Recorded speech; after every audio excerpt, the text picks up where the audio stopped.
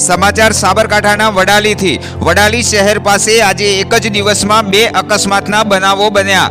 Vadali Khedbrahma highway પર મહાકાળી મંદિર પાસે બાઇક આગળ અચાનક જ ગાય આડી ઉતરતા અકસ્માત સર્જાયો હતો। ત્યારે બાઇક સ્લીપ થતા હાથરવા કંપાના એક જ પરિવારના પતિ પત્ની અને માસૂમ પુત્રને નાની મોટી ઈજાઓ પહોંચી હતી। ત્યારે ઈજાગ્રસ્તોને 108 એમ્બ્યુલન્સ મારફતે વડાલી સિવિલ હોસ્પિટલમાં ખસેડવામાં આવ્યા હતા। ત્યારે હાઈવે પર રખડતા ઢોરોના કારણે વધતા અકસ્માતોને લઈ વાહન ચાલકોમાં રોષ જોવા મળી રહ્યો છે। ત્યારે આજના બીજા બનાવની વાત કરવામાં આવે તો વડાલી ઈડર હાઈવે પર શારણેશ્વર મહાદેવ મંદિર સામે બે કાર વચ્ચે અકસ્માત સર્જાયો હતો। આ અકસ્માતમાં ઇકો કાર ડિવાઈડર સાથે અથડાઈને પલટી મારી હતી। રણુજાથી માનતા પૂરી કરી પરત ફરી રહેલા કઠલાલના પરિવારને અકસ્માત નડ્યો હતો।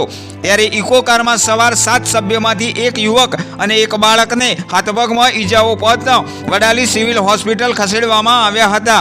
ત્યારે અકસ્માત બાદ હાઈવે પર થોડો સમય ટ્રાફિક જામ સર્જાયો હતો, જેને લઈ વડાલી પોલીસે ઘટના સ્થળે પહોંચી ટ્રાફિક હળવો કર્યો હતો અને વધુ તપાસ હાથ ધરી હતી। બ્યુરો રિપોર્ટ, ખબર વડાલી, સાબરકાંઠા।